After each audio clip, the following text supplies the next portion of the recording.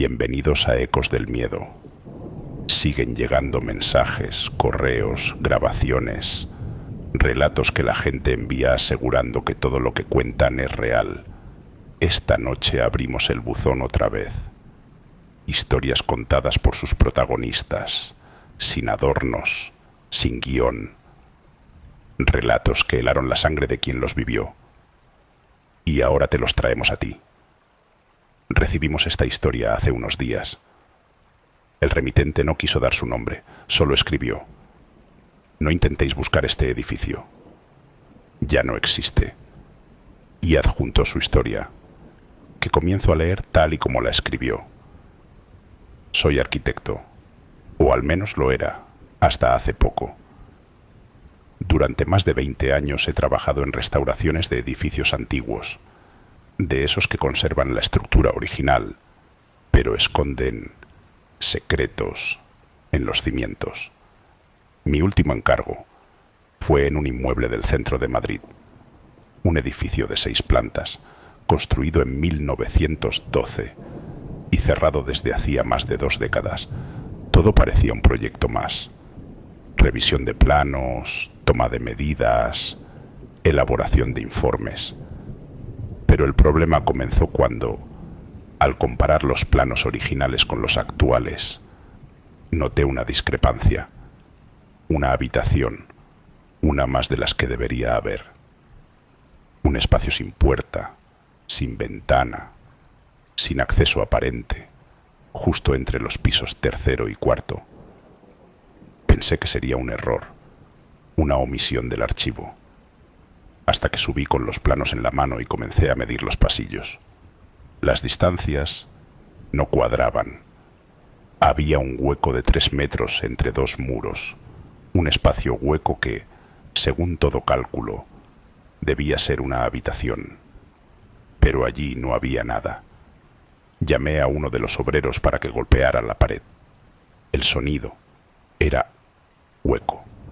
Detrás había aire.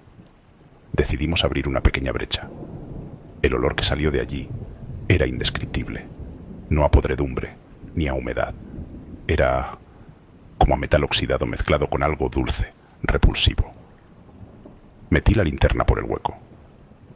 Dentro había una habitación completa.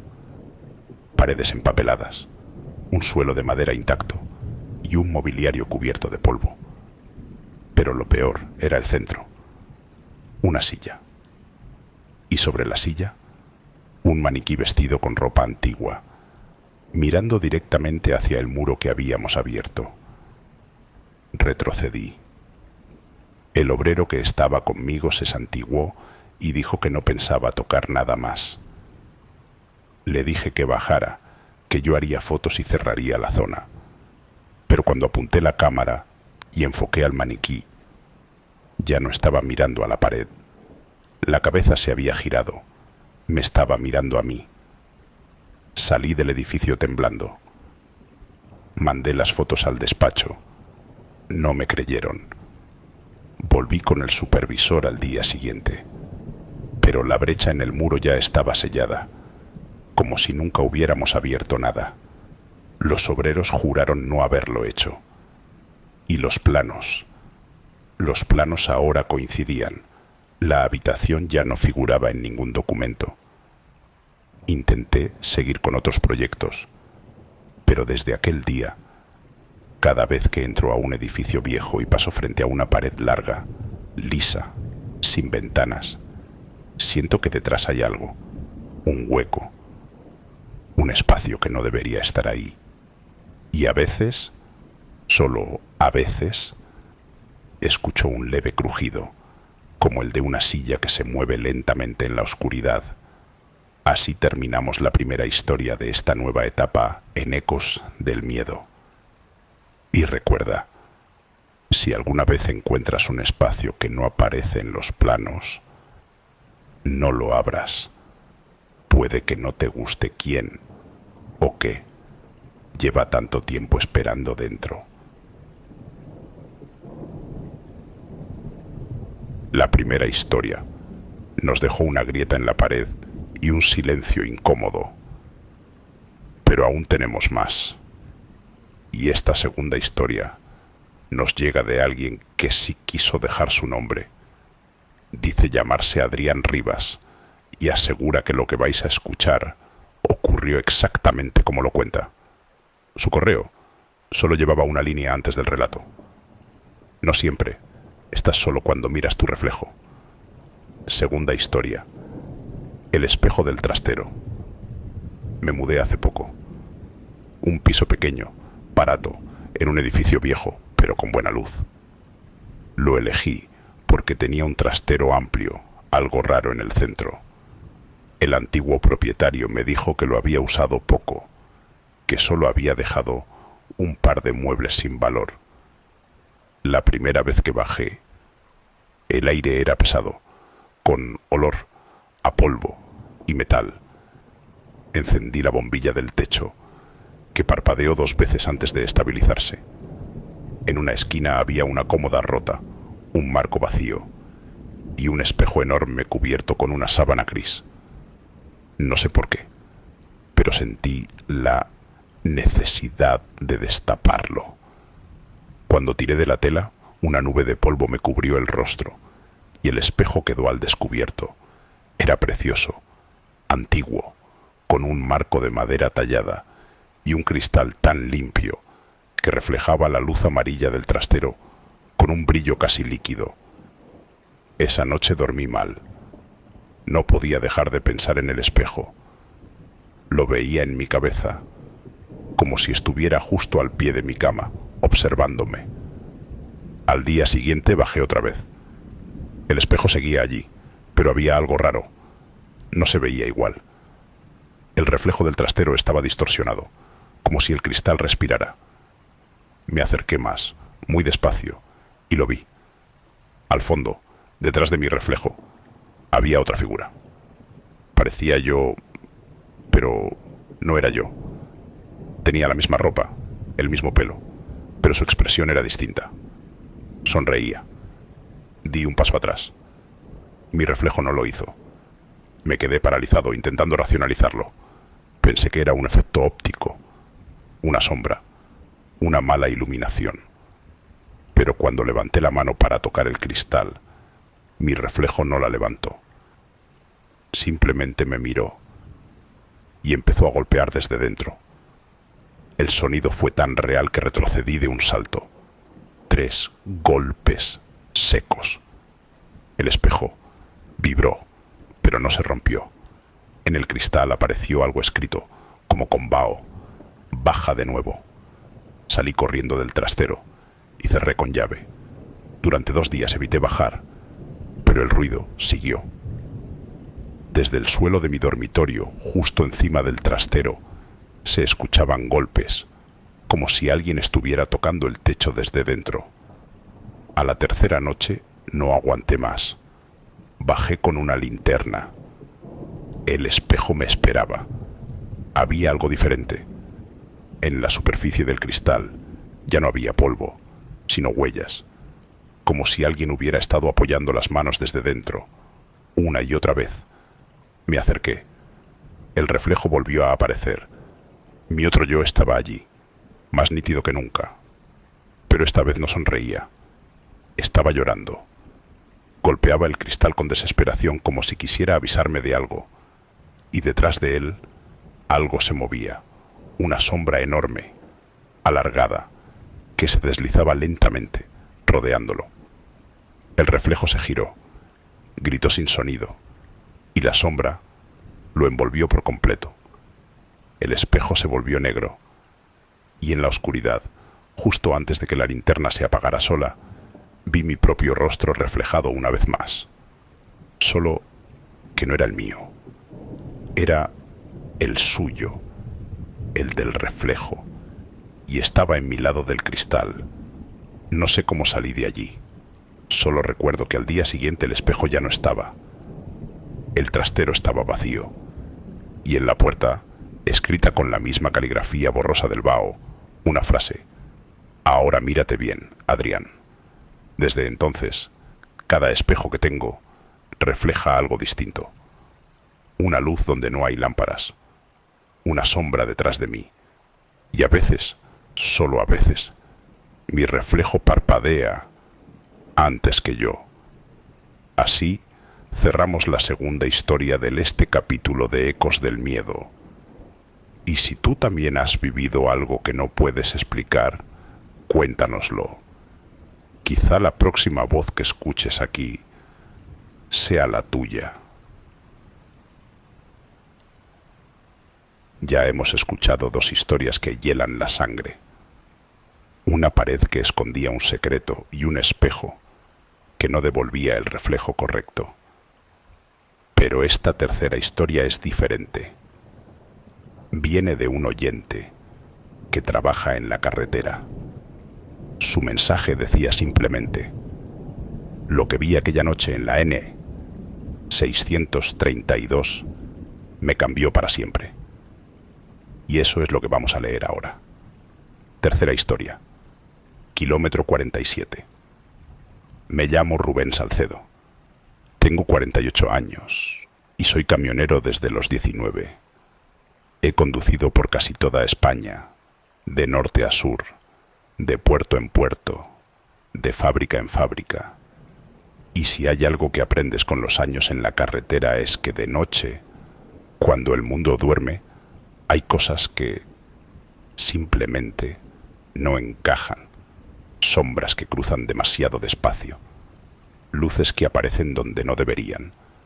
Y a veces, gente que no tendría que estar allí. Era finales de noviembre. Hacía un frío cortante. Y llevaba una carga de materiales desde Gijón hasta Bilbao.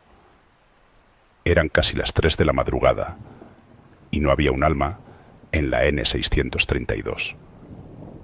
El tramo más solitario, entre Colunga y Villaviciosa. El tipo de carretera que parece suspendida en otra realidad. Solo bosque, niebla y el rugido del motor. Iba escuchando la radio bajita. El termómetro marcaba 3 grados y de repente vi algo. Al principio pensé que era una bolsa, un animal atropellado, quizá. Pero al acercarme, reduje la velocidad, porque la forma era demasiado humana. Era una mujer, de pie, en el arcén derecho. Vestía de blanco, completamente empapada, con el pelo pegado al rostro. No hacía autostop. No movía ni un dedo. Solo me miraba. Pasé despacio, con el corazón latiéndome en el cuello. Tenía los ojos muy abiertos, fijos en mí, y la expresión, juro que nunca he visto tanto vacío en una cara. Seguí conduciendo unos metros más, hasta que el retrovisor me devolvió la imagen. Seguía allí, pero algo había cambiado. Estaba más cerca. Miré una segunda vez. Ya no estaba en el arcén. Estaba en medio de la carretera, de espaldas a mí. Frené de golpe. El camión chirrió. Las luces parpadearon y la radio se apagó sola. Solo se escuchaba el viento y el motor a ralentí. Tragué saliva, bajé la ventanilla y grité: ¿está bien? ¿Necesita ayuda? Nada. La mujer seguía de espaldas. Ni se movía. Salí con la linterna. Di 3 pasos. Y entonces giró la cabeza. No el cuerpo. Solo la cabeza, despacio, demasiado despacio, hasta girarla del todo. No tenía rostro, solo piel lisa, estirada, como cera derretida. Solté un grito. Corrí al camión y arranqué sin mirar atrás. Conduje hasta la gasolinera más cercana, en Villaviciosa. Allí me quedé temblando, con las manos rígidas en el volante. El chico de la gasolinera me preguntó si estaba bien. Le conté lo que había visto. Se puso pálido. Me dijo que no era el primero. Según él, en el kilómetro 47 había ocurrido un accidente hace más de 20 años. Una mujer joven perdió el control de su coche en plena tormenta. Se estrelló contra un muro y murió carbonizada. Desde entonces, varios conductores aseguran verla, siempre en noches de niebla, siempre mojada, siempre callada. Volví a pasar por allí un mes después, de día, por curiosidad.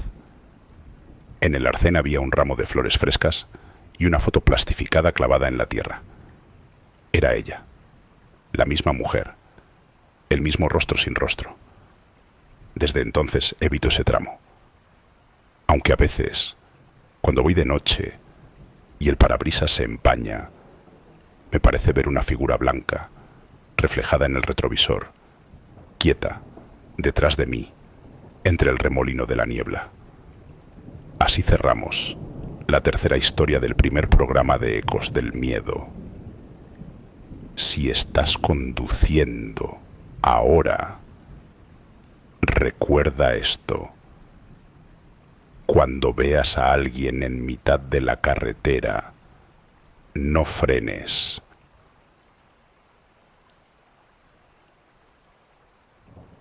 Hasta ahora hemos abierto habitaciones que no existen, mirado reflejos que no devuelven lo que deben y recorrido carreteras donde los muertos aún caminan. Pero esta cuarta historia nos llega de alguien que vive sola y asegura que lo que escuchó en su casa durante 5 noches seguidas no podía provenir de ningún ser humano. Su correo comenzaba con una frase escalofriante: si escuchas tu nombre en mitad de la noche, no respondas. Cuarta historia. Las voces del pasillo. Me llamo Sara Montoro. Tengo 32 años y vivo sola desde hace poco en un pequeño piso de alquiler en un barrio tranquilo de Valencia. No soy supersticiosa ni especialmente miedosa. Trabajo desde casa, escribo artículos de marketing y mi vida es bastante rutinaria, o lo era, hasta que empecé a escuchar eso. Todo empezó un martes. Eran las 2:00 de la madrugada y me despertó un ruido. No fuerte, pero lo bastante nítido como para sacarme del sueño. Pasos. Pasos lentos, arrastrados, que venían del pasillo. Pensé que sería el vecino de arriba, el del tercero. Siempre anda de noche. Pero cuando me levanté para ir al baño, los pasos se detuvieron justo al otro lado de mi puerta. No sé por qué, pero me quedé quieta, conteniendo la respiración. Escuché claramente 3 respiraciones y luego una voz, muy baja, muy cerca. Sara. Era mi nombre, susurrado, casi cariñoso, como si alguien lo pronunciara, apenas rozando el aire. Encendí la luz, abrí la puerta de golpe. Nada. El pasillo vacío. El aire helado. Volví a la cama intentando convencerme de que era un sueño, una alucinación auditiva, lo que fuera. Pero a la noche siguiente volvió a ocurrir. Misma hora, mismo tono. Sara. Esta vez no me levanté. Me quedé tapada hasta el cuello, temblando. Y entonces lo oí de nuevo, más claro.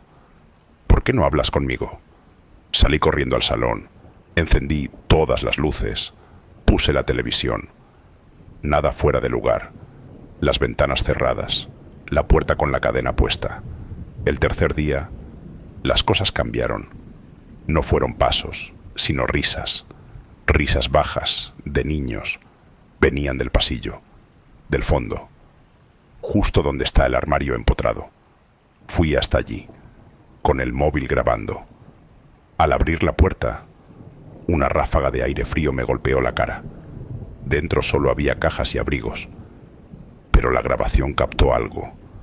Lo escuché luego, con auriculares. Se oía mi respiración, el crujido de las bisagras, y justo antes de que cerrara, una voz infantil, muy cerca del micrófono. No cierres la puerta, Sara. Llamé al casero al día siguiente. Le conté lo de los ruidos. Se quedó callado un momento y me dijo: ese piso lleva tiempo con problemas. Antes de ti vivió una familia con un niño. El pequeño murió aquí, en una caída. Desde entonces nadie aguanta mucho. Quise irme, pero no tenía dinero para romper el contrato. Así que me quedé. Y las voces siguieron. La cuarta noche no me llamaron por mi nombre. Solo repetían una frase, una y otra vez, como un eco. Está oscuro, está oscuro, está oscuro. Y la quinta noche ya no era desde el pasillo. Era desde dentro de mi habitación. Desperté porque sentí algo rozándome la mano. Creí que era mi gato, pero al abrir los ojos lo vi.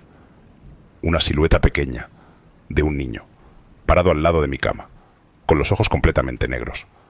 Sonreía, y cuando intenté gritar, habló con mi voz. Sara, apaga la luz. No sé cómo logré salir de allí. Ahora duermo en casa de una amiga. Volví una sola vez, para recoger mis cosas. Y en el espejo del recibidor, con el polvo de los días, alguien había escrito una frase con un dedo. Ya no está oscuro. Así termina la cuarta historia de esta noche en Ecos del Miedo. Dicen que las casas recuerdan las voces de quienes vivieron en ellas. Pero a veces, esas voces también recuerdan el nombre de los que llegan después. Seguimos en Ecos del Miedo, y si has llegado hasta aquí, gracias. Puedes suscribirte al canal, nos ayuda a continuar explorando ese mundo que pocos se atreven a mentar.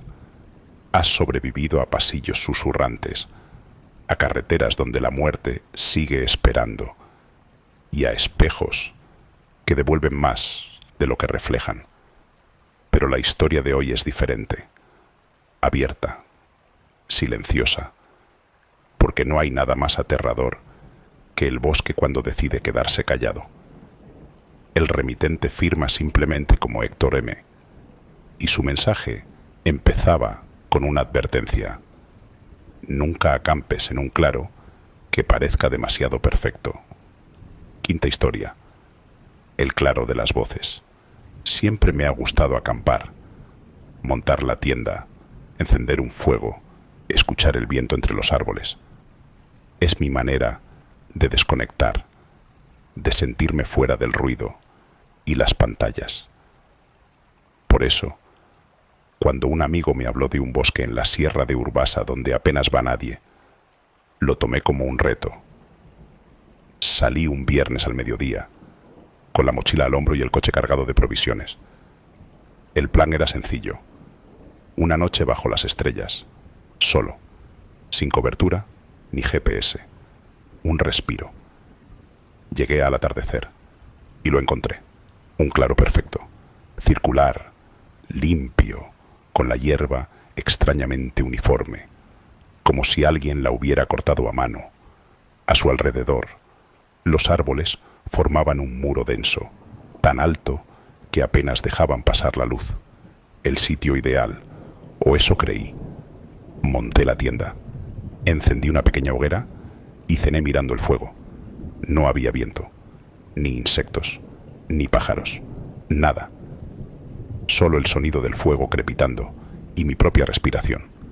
A medianoche me metí en el saco, cerré los ojos y el silencio me envolvió, espeso, casi sólido, hasta que lo escuché. Un murmullo, muy bajo, muy lejos, voces.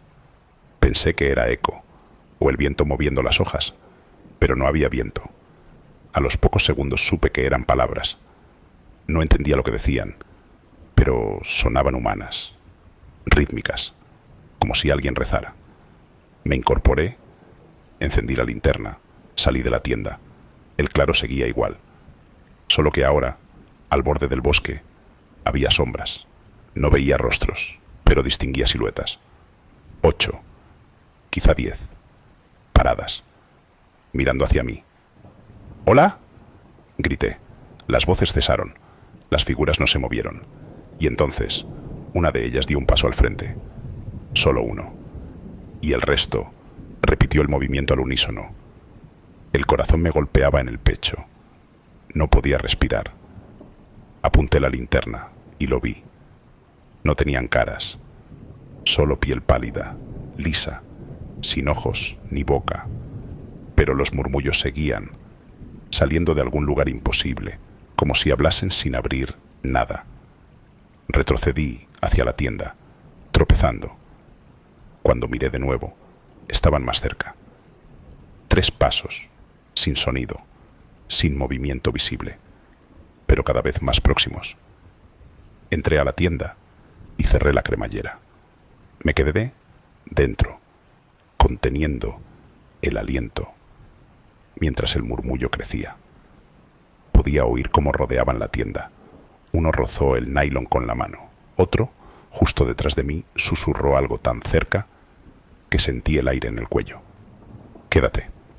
No sé cómo, pero logré encender el mechero. A través de la tela vi sus siluetas. Estaban inclinadas, todas, mirándome desde fuera, inmóviles, y entonces se apagaron. Las voces, las sombras, el frío, todo se disolvió de golpe, como si nunca hubiera estado allí. Pasé el resto de la noche sin dormir. Al amanecer, recogí las cosas y salí corriendo hacia el coche. Pero antes de arrancar, quise mirar una última vez el claro. Ya no estaba. Donde había acampado, ahora solo había árboles, densos, imposibles de atravesar, y entre ellos, justo antes de que me marchara, creí escuchar algo. Un susurro, suave, repetido, casi infantil. Vuelve, Héctor. Así termina la 5ª historia de esta noche, en Ecos del Miedo. Dicen que los bosques tienen memoria, que recuerdan los pasos de los que entran y que a veces solo devuelven los ecos de quienes nunca salieron.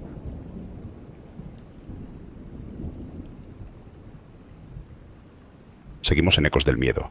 Hasta ahora hemos explorado casas con secretos, espejos inquietantes, carreteras malditas y bosques que recuerdan. Pero esta 6ª historia nos lleva al mar. Oscuro, inmenso, impredecible. Porque a veces lo que acecha no está en tierra firme.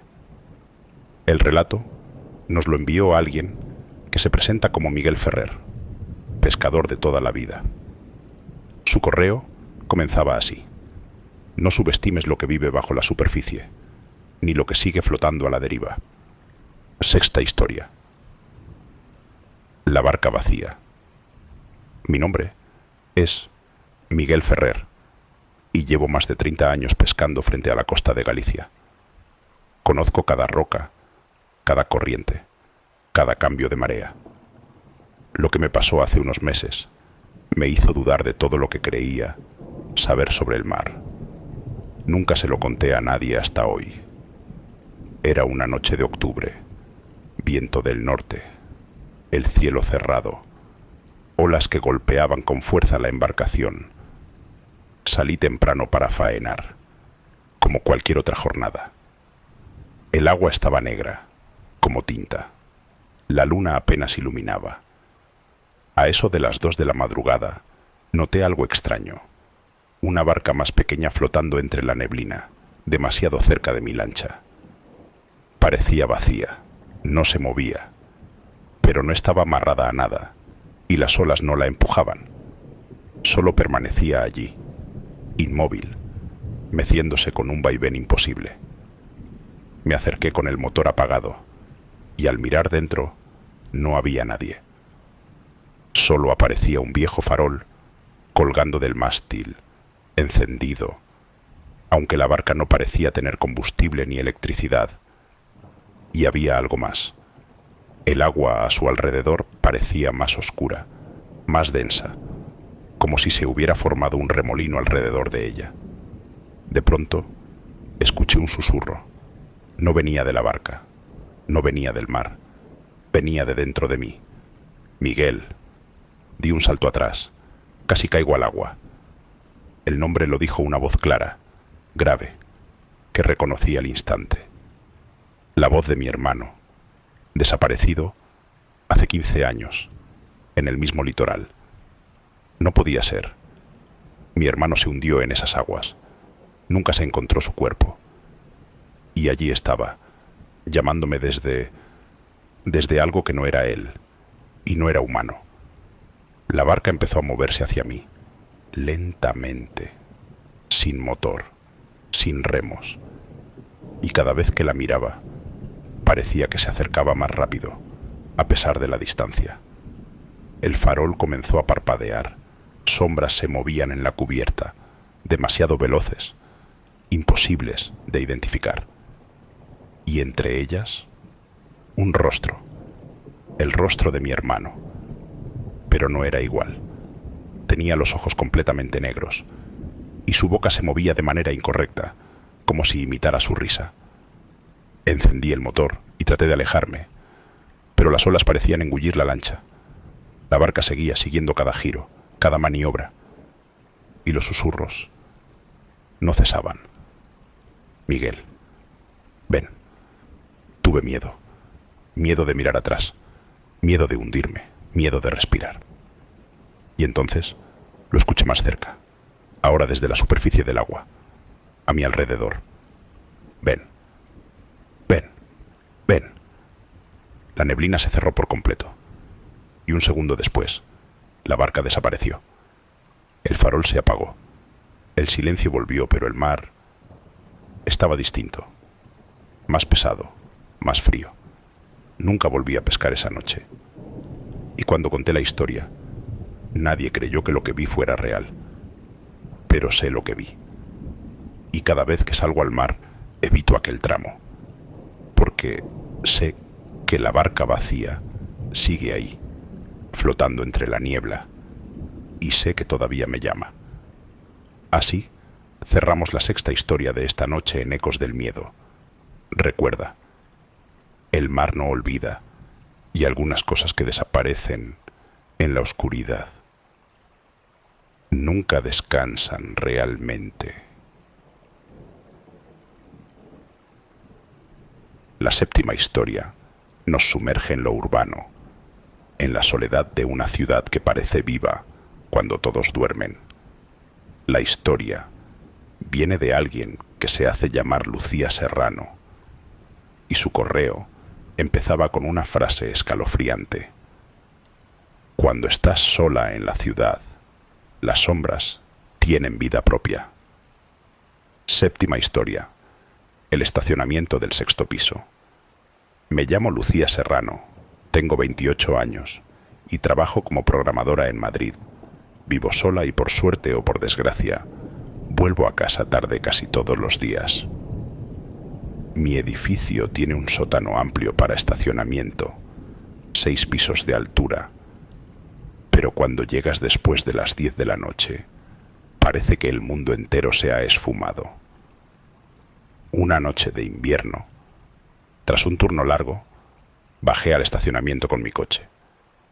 Estaba completamente vacío. Nada más que las luces fluorescentes parpadeando y un eco de mis pasos que retumbaba por el cemento.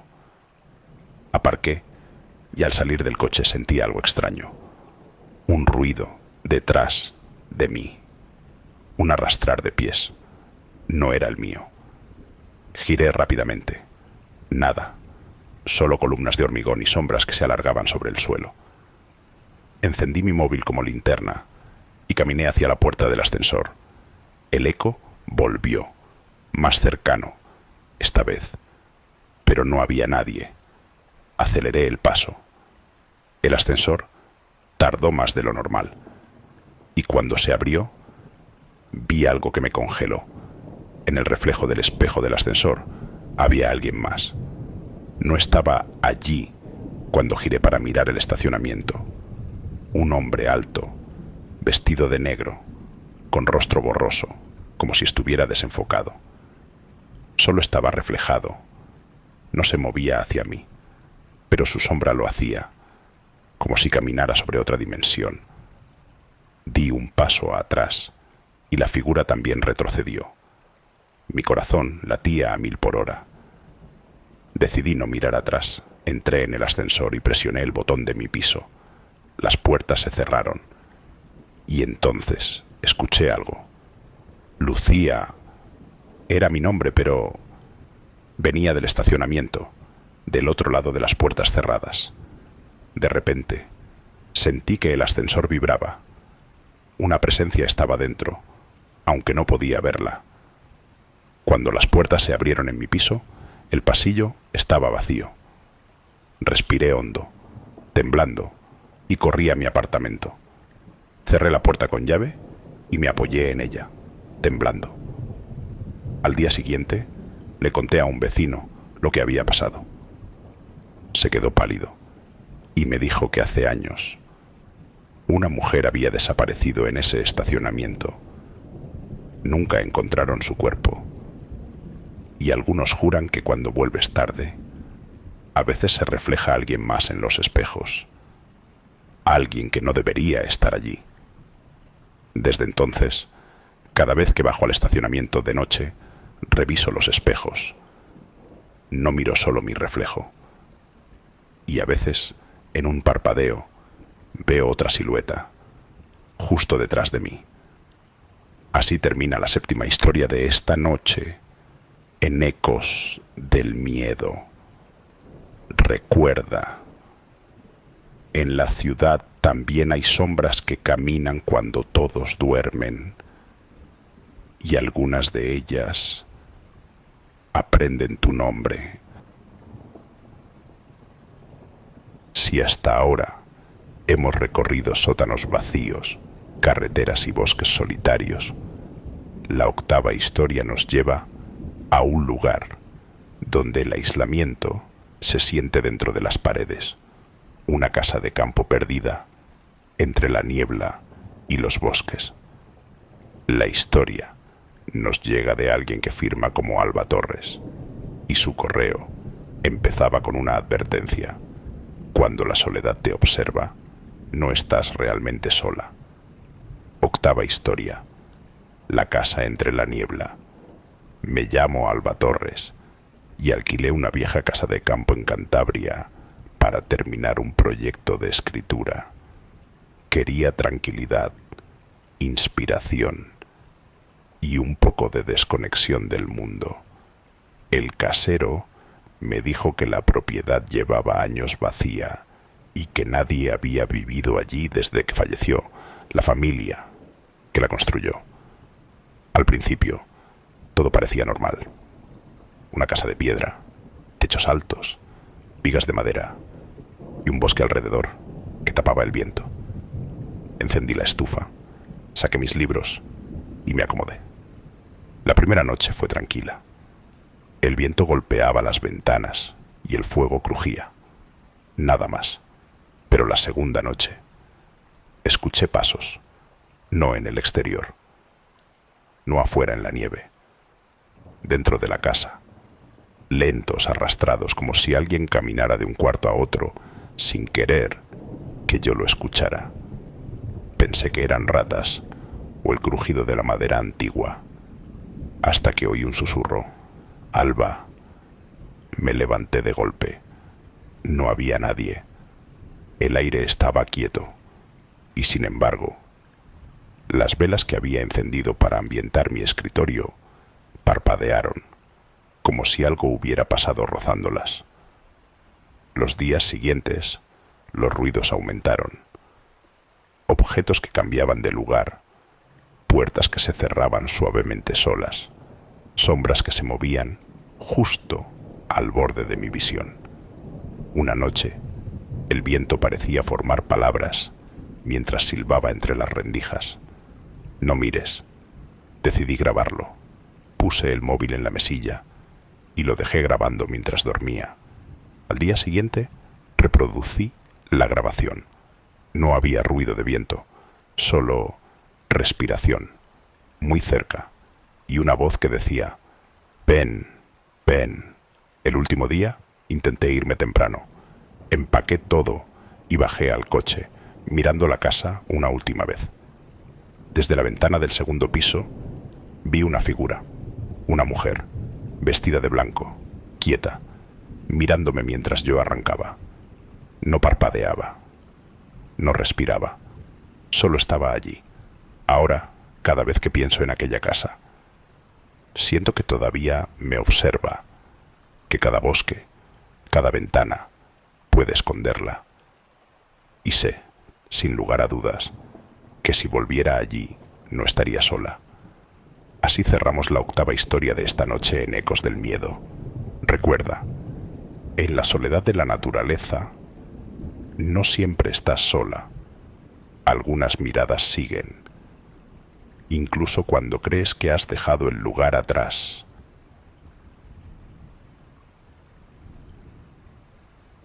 La 9ª historia nos llevará a un entorno industrial abandonado, donde los ecos de máquinas que nunca deberían funcionar vuelven a la vida en la oscuridad. El remitente se hace llamar Iván Gutiérrez y su correo comenzaba así: no todos los fantasmas están muertos. Algunos solo esperan que los mires. 9ª historia. La fábrica sin nombre. Me llamo Iván Gutiérrez y trabajo como técnico de mantenimiento industrial. Hace unas semanas, un cliente me pidió que revisara una vieja fábrica en las afueras de Zaragoza. Se trataba de un edificio que llevaba más de 15 años abandonado, con maquinaria oxidada, polvo por todas partes y cables colgando del techo. No me gusta entrar en sitios vacíos de noche, pero el cliente necesitaba un informe urgente, así que fui solo. Al principio todo parecía normal: pisos de cemento, engranajes oxidados, oficinas vacías. Encendí mi linterna y comencé a inspeccionar la planta baja. Todo estaba en silencio, demasiado silencioso, incluso para una fábrica abandonada. Subí al primer piso y fue entonces cuando lo escuché.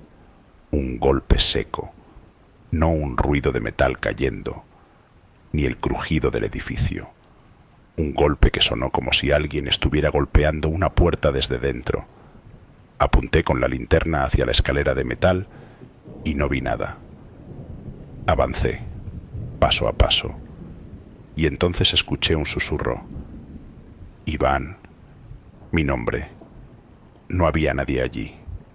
Intenté convencerme de que era el viento o mi imaginación. Seguí revisando, pero cada habitación que entraba parecía más oscura, más pesada. Llegué a la oficina del director. La puerta estaba cerrada, aunque nadie había puesto llave. Empujé y se abrió sola. Dentro, todo estaba intacto, como si la fábrica hubiera estado funcionando hasta ayer. La mesa llena de papeles, un teléfono antiguo con el auricular colgando y una silla girando lentamente, como si alguien acabara de levantarse. Di un paso atrás y la puerta se cerró de golpe. La linterna parpadeó y la habitación quedó sumida en penumbra. Y entonces lo vi. Una figura al fondo, apoyada contra la pared, alta, delgada, vestida con ropa negra vieja, con la cabeza cubierta por una capucha. No tenía rostro visible, solo una presencia que emanaba un frío que calaba hasta los huesos. Intenté retroceder, pero la puerta no se abría. La figura dio un paso hacia mí, y la luz de mi linterna iluminó algo que nunca olvidaré. Su mano, alargada y huesuda, señalándome, como invitándome a acercarme. Grité, empujé, golpeé la puerta hasta que cedió. Corrí escaleras abajo sin mirar atrás, mientras un murmullo me seguía. No mires atrás. No mires atrás. Salí al exterior, jadeando, y cuando giré para mirar la fábrica, todas las ventanas estaban en silencio, oscuras. Pero por un segundo vi algo moviéndose detrás del cristal de la oficina del director. La misma figura, mirándome.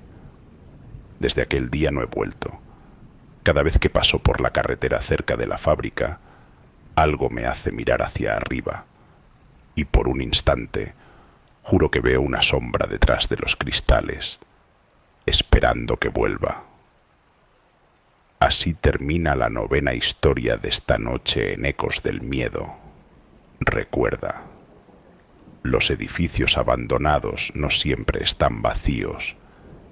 A veces solo esperan al próximo curioso que cruce sus puertas.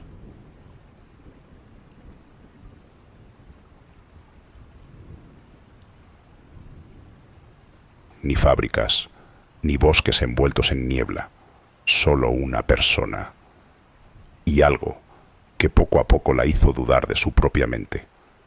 La historia nos la envió alguien que pidió permanecer en el anonimato. Solo firmó como L.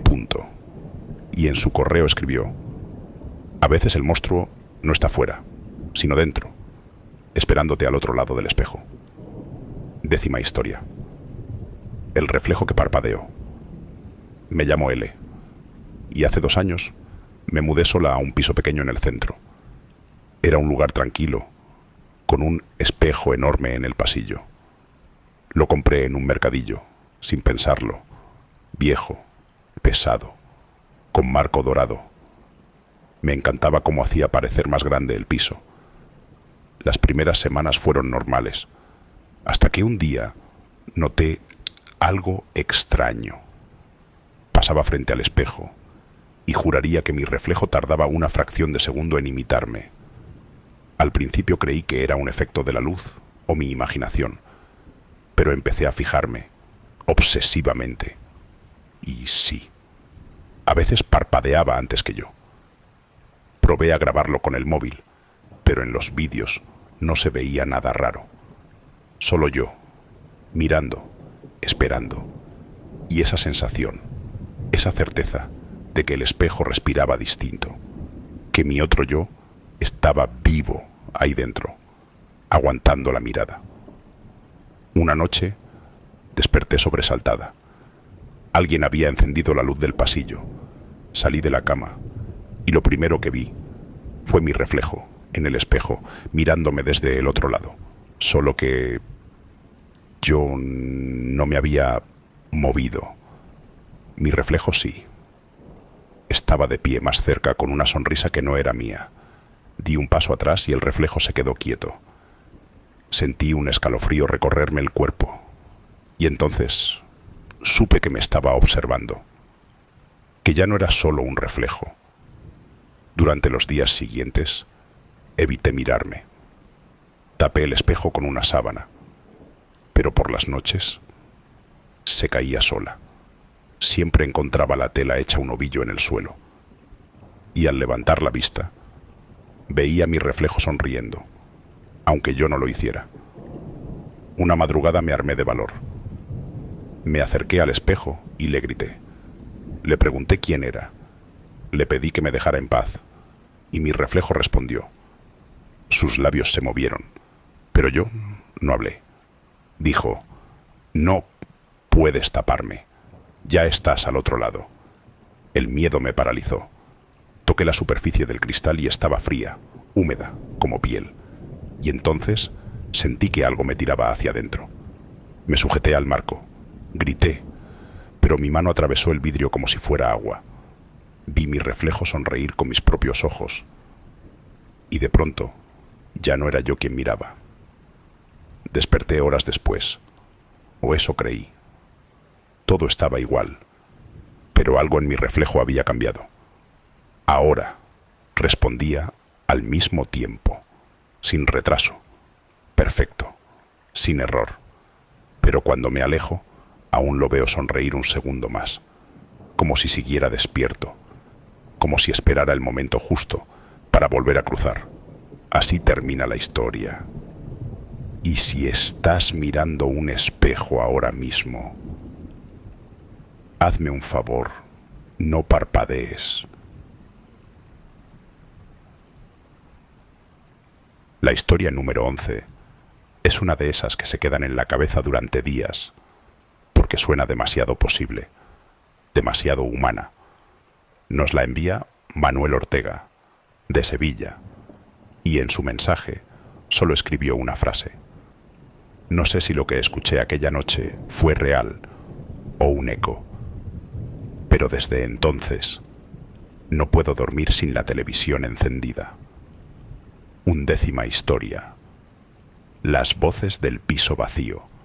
Soy Manuel Ortega y hace 5 años me mudé a un edificio viejo del centro, uno de esos con paredes delgadas y techos altos, donde escuchas la vida de los vecinos, como si vivieran contigo. Mi piso estaba recién reformado, limpio, con olor a pintura nueva y muebles recién montados. El del lado, sin embargo, llevaba años vacío. El portero me lo dijo. Lo compró un hombre hace tiempo, pero murió antes de entrar. Nadie más quiso vivir ahí. No le di importancia. Hasta que una noche, mientras intentaba dormir, escuché algo. Una conversación. 2 voces. Una de hombre y otra de mujer. Suaves, como si hablasen justo al otro lado de la pared. Al principio pensé que serían los vecinos de arriba o de abajo, pero las voces provenían exactamente de la habitación contigua. Golpeé la pared, molesto. Silencio. Me acosté de nuevo, y entonces oí un golpe desde el otro lado. Uno solo, seco. Como respuesta, a la noche siguiente volvió a ocurrir. Esta vez no era una conversación. Eran susurros, rápidos, nerviosos. Me acerqué a la pared y pegué el oído, y escuché mi nombre. No lo gritaron, lo susurraron, como si quisieran probar cómo sonaba en su boca. Salté de la cama, encendí las luces y me asomé al pasillo. Silencio absoluto. El piso de al lado seguía cerrado, con el cartel de "En venta", cubierto de polvo. Pero algo en mí no podía quedarse tranquilo. Al día siguiente hablé con el portero. Le pregunté si alguien había entrado en el piso. Me dijo que no, que nadie tenía llaves y que, por favor, no siguiera preguntando, que era mejor dejar las cosas como estaban. Esa noche no dormí. Puse la oreja contra la pared y grabé con el móvil. Los susurros se oían más claros. Eran 2 voces, repitiendo una misma frase, una y otra vez. Abre la puerta. Fui un idiota. A las 3 y pico de la madrugada no aguanté más. Tomé las llaves, salí al pasillo y crucé hasta la puerta del piso vacío. Fría, completamente fría. La mirilla estaba rota. Metí la cabeza por el hueco y no vi nada. Oscuridad, pero escuché pasos dentro, muy despacio, acercándose. Retrocedí y justo antes de irme, algo habló, muy cerca, pegado al otro lado de la puerta. «Gracias por venir, Manuel», grité.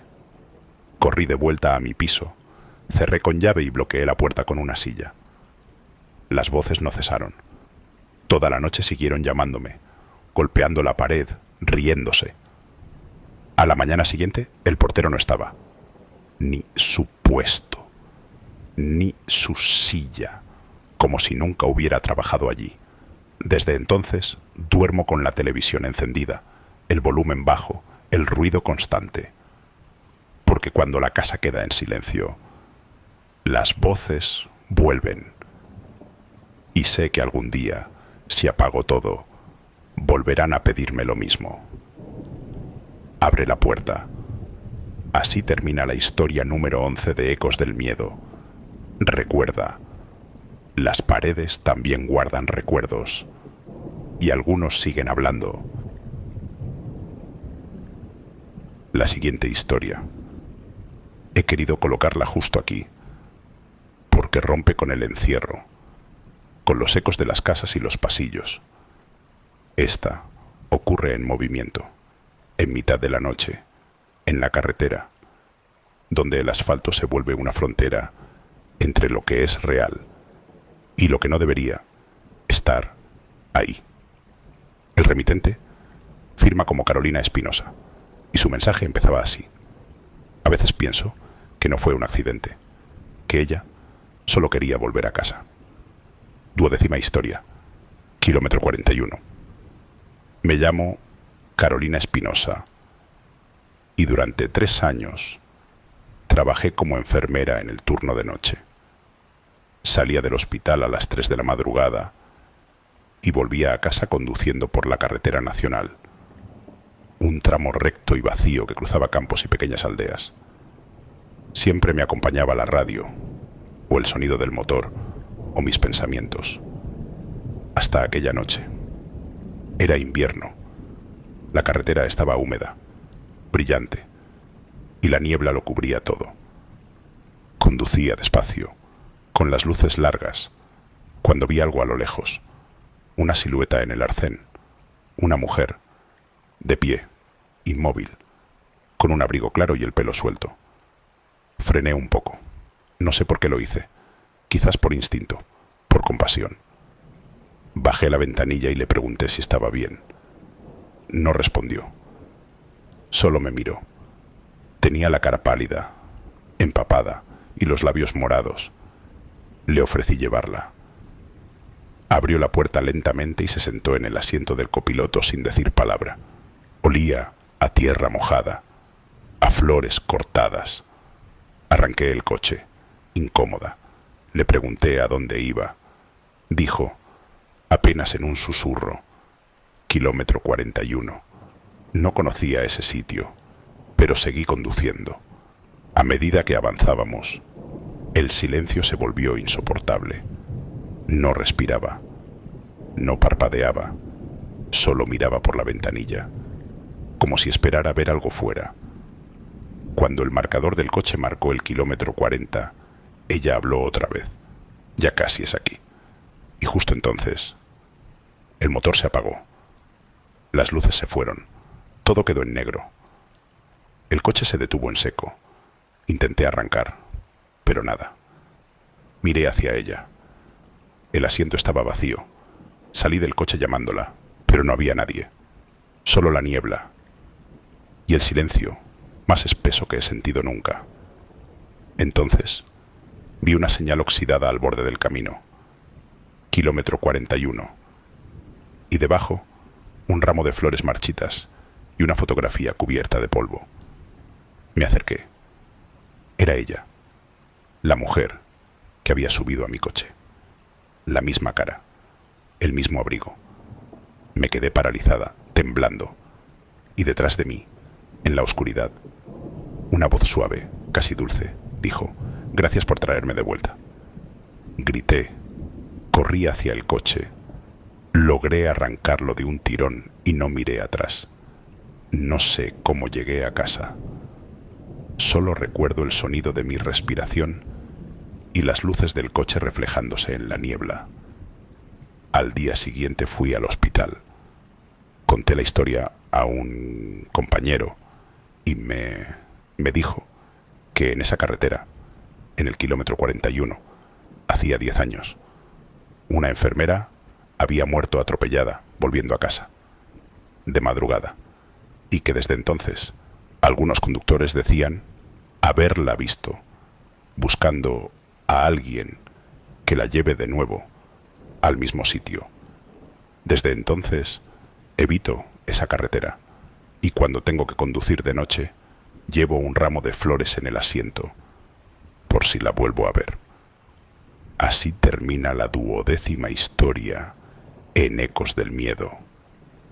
Recuerda, a veces los caminos no llevan a ningún lugar, solo te devuelven a donde nunca debiste parar. Llegamos al final de este programa de Ecos del Miedo, 13 historias, el número maldito, el que muchos evitan, el que otros dicen que trae desgracia.